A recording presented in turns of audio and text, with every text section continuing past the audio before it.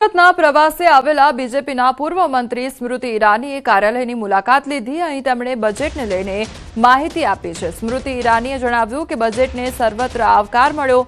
Biopharma ક્ષેત્રમાં 10,000 કરોડનું રોકાણ કરવામાં આવ્યું છે। ભારત વિશ્વભરમાં 7% વેક્સિનની સપ્લાય કરે છે અને ઇલેક્ટ્રોનિક એક્સપોર્ટમાં ભારતને પ્રથમ ક્રમે લાવવા માટે રૂપરેખા તૈયાર કરાઈ છે। મહિલાઓના વિકાસ માટે શ્રી માર્ટને પણ આવકાર મળ્યો છે। बायोफार्मा शक्ति के संदर्भ में विशेष इसलिए है क्योंकि आज विश्व में 60% वैक्सीन भारत और भारतीय कंपनियों द्वारा विश्व भर में पहुंचाया जाता है। देश में 10 करोड़ महिलाएं सेल्फ हेल्प ग्रुप के माध्यम से देश की अर्थव्यवस्था में उत्तम योगदान दे रही हैं। उनके लिए शी मार्ट की घोषणा भी आज बजट की चर्चा जब हुई नागरिकों के साथ, संगठनों के साथ, उसमें उसका भी समर्थन नागरिकों द्वारा हमें प्राप्त हुआ। जामनगर मनपाનું વર્ષ 2026-27નું કરવેરા વધારા સાથેનું 1,860 કરોડનું ડ્રાફ્ટ બજેટ રજૂ કરાયું હતું, પરંતુ ડ્રાફ્ટ બજેટમાંથી તમામ નવા કરવેરાઓના વધારા રદ કરવામાં આવ્યા છે।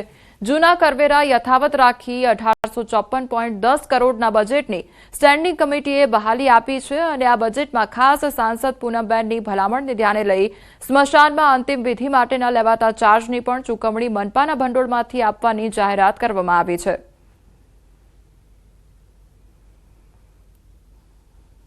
માનનીય કમિશનરશ્રી દ્વારા જે 1,860 કરોડનું બજેટ રજૂ કરવામાં આવેલ હતું તેમાં સુધારા વધારા સાથે 1,854.10 કરોડનું બજેટને મંજૂર કરી અને જનરલ બોર્ડ તરફ પ્રસ્તુત કરવા માટે મોકલેલ છે। ખાણીપીણીના વેપારીઓ પર પ્રશાસનની લાલ આંખ જોવા મળી છે। સ્થાયી સમિતિ ચેરમેનના આદેશ બાદ સુરત ફૂડ વિભાગ એક્શન મોડમાં આવી ગયું છે। આરોગ્યના મુદ્દે રાજન પટેલના આકરા વલણ બાદ તંત્ર દોડતું થયું છે। ફૂડ વિભાગની રોજની કામગીરીનો વિગતવાર અહેવાલ આપવો પડશે। આરોગ્ય વિભાગના વડાએ ફરજિયાત પરફોર્મન્સ રિપોર્ટ જાળવવો રહેશે, ત્યારે મનપા કમિશનર સમક્ષ દર મહિને રજૂ કરાશે કામગીરીનો રિપોર્ટ। શહેરના વિવિધ ઝોનમાં ખાદ્ય સામગ્રીના સેમ્પલિંગની પ્રક્રિયા તેજ થઈ છે। ભેળસેળિયા તત્વો પર રોક લગાવવા પાલિકા તંત્રનો સપાટો બોલાવવામાં આવ્યો છે।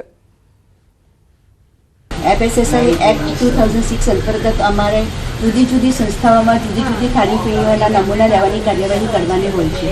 જે નમૂનો અમને શંકાસ્પદ લાગે તેનો અમે નમૂનો લઈને પરીક્ષણ અર્થે સુરત મહાનગરપાલિકા ફૂડ પબ્લિક હેલ્થ લેબોરેટરી મોકલીએ છીએ।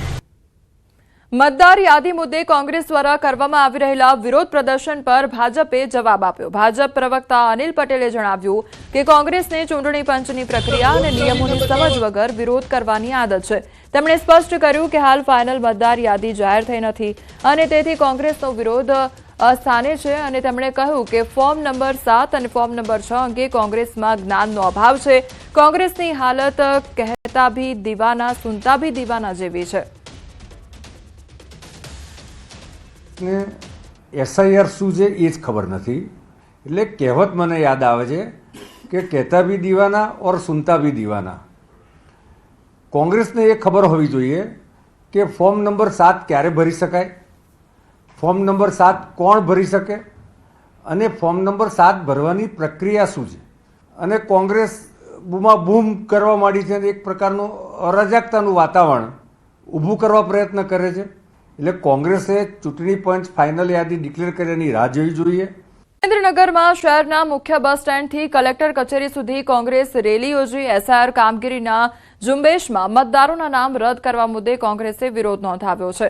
તો SIR કામગીરી દરમિયાન સુરેન્દ્રનગરમાં ચોક્કસ જ્ઞાતિના મતદારોના નામ રદ કરવા માટે ફોર્મ નંબર 7 મોટા પ્રમાણમાં ભરાયા હોવાનો આક્ષેપ પણ કરવામાં આવ્યો। કોંગ્રેસે 3 દિવસમાં કાર્યવાહી નહીં થાય તો 13 ફેબ્રુઆરીએ રસ્તા ચક્કાજામની પણ ચીમકી ઉચ્ચારી છે।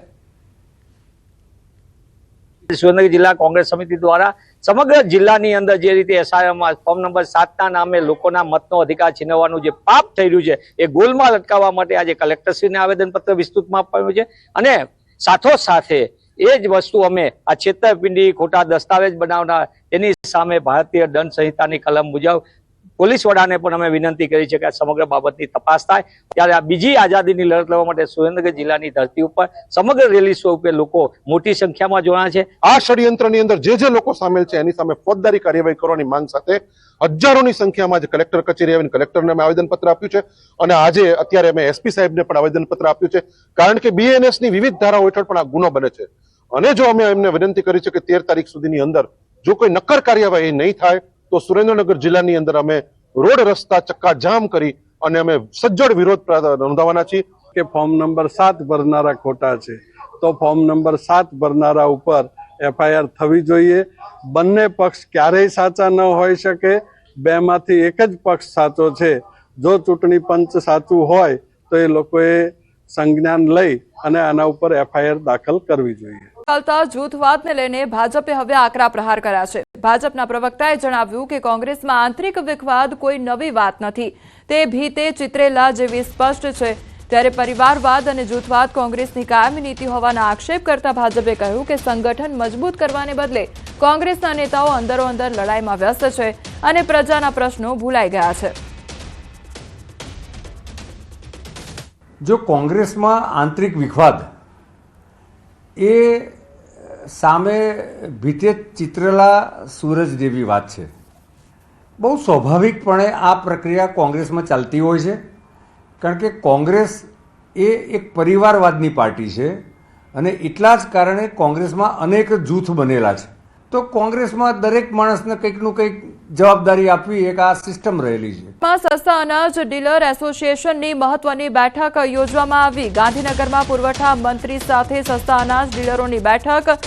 પ્રહલાદ મોદીની આગેવાનીમાં ડીલરોના પ્રશ્નો અંગે રજૂઆત થઈ. ડીલરોના કમિશનમાં વધારો કરવા માટે મુખ્ય માંગણી દોહરાવવામાં આવી છે. તો લઘુત્તમ કમિશન આપવા મુદ્દે પણ મંત્રી સમક્ષ રજૂઆત કરવામાં આવી છે. KYC સાથે લોગિન અધિકાર આપવા મુદ્દે ચર્ચા કરવામાં આવી. પુરવઠા મંત્રીએ તમામ વ્યાજબી માંગણીઓ સંતોષવાની ખાતરી આપી છે. આગામી બજેટમાં ડીલરોના પ્રશ્નનો ઉકેલ આવશે તેવું પ્રહલાદ મોદીએ કહ્યું છે. તો બજેટમાં કમિશન મુદ્દે જાહેરાત થવાની ડીલરોમાં આશા પણ જાગી છે. મિનિમમ અમારું કમિશન 20,000 જે છે એનું 30,000 કરવાનું. આજે અમારી મહત્વની બે માગણીઓ. ત્રીજું હતું કે ભાઈ અમારા કુટુંબના એક વ્યક્તિનું KYC લઈને લોગિન કરવાનો અધિકાર આપો. ચોથું અમારું જીવતા વારસાઈનું. આ બાબતે રમણભાઈ સાથે અમારા પુરવઠા મિનિસ્ટર કેબિનેટ સાથે ચર્ચા થઈ. એમને કહ્યું કે તમારી આ બધી માંગણીઓ હાલ પ્રોસેસમાં છે. બજેટ બેઠક સુધીમાં આનો નિર્ણય જાહેર થઈ જશે. ચોથા વર્ગના કર્મચારીઓની આવાસ અંગેની રજૂઆત કરવામાં આવી છે. તો વર્ગ 4ના કર્મચારીઓની આવાસ માટે મુખ્યમંત્રીને રજૂઆત કરવામાં આવી છે. છેલ્લા 20 વર્ષથી કર્મચારીઓ કરી રહ્યા છે માંગણી. તો પ્રધાનમંત્રી આવાસ યોજનામાં 2 BHK મકાન આપવા માંગ કરવામાં આવી છે.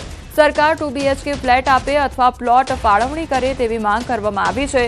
તો રાજ્યના 21,000 કર્મચારીઓ વતી મહામંડળની રજૂઆત કરવામાં આવી છે. ગાંધીનગર જિલ્લામાં 2,000 કર્મચારીઓ કામ કરે છે. માંગણી નહીં સંતોષાય તો આગામી સમયમાં રણનીતિ પણ ઘડવામાં આવશે.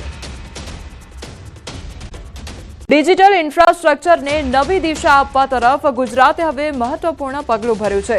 ગુજરાત સરકાર અને એલન મસ્કની SpaceXની સબડિવિઝરી સ્ટારલિંક વચ્ચે પરસ્પર સહયોગ માટે લેટર ઓફ ઇન્ટેન્ટ પર ગાંધીનગરમાં હસ્તાક્ષર થયા. મુખ્યમંત્રી ભૂપેન્દ્ર પટેલ અને નાયબ મુખ્યમંત્રી હર્ષ સંઘવીની ઉપસ્થિતિમાં કરાર સંપન્ન થયા. આ કરારથી અંતરિયાળ, આદિજાતિ અને ઓછી ટેલિકોમ સુવિધા ધરાવતા વિસ્તારોમાં હાઈ સ્પીડ સેટેલાઇટ આધારિત ઇન્ટરનેટ મળશે. નર્મદા અને દાહોદ જેવા એસ્પિરેશનલ જિલ્લાઓ સહિત રાજ્યના ટ્રાયબલ ડિસ્ટ્રિક્ટમાં ડિજિટલ ઇન્ક્લુઝન માટે મહત્વપૂર્ણ કદમ બનશે અને આ કરારથી ગવર્નન્સ, શિક્ષણ, આરોગ્ય અને આપત્તિ વ્યવસ્થાપનમાં મોટો સુધારો થશે. તો વિકસિત ભારત 2047ના વિઝન તરફ ગુજરાતનું આ મહત્વપૂર્ણ પગલું છે. આ સંયુક્ત પ્રોજેક્ટનો અમલ આવનારા ભવિષ્યમાં રાજ્યની ડિજિટલ સેવાઓને વધુ વ્યાપક બનાવવામાં માઇલસ્ટોન સાબિત થશે અને ગવર્નન્સની પ્રગતિને વધુ ગતિ આપશે એવો વિશ્વાસ મુખ્યમંત્રીએ વ્યક્ત કર્યો હતો.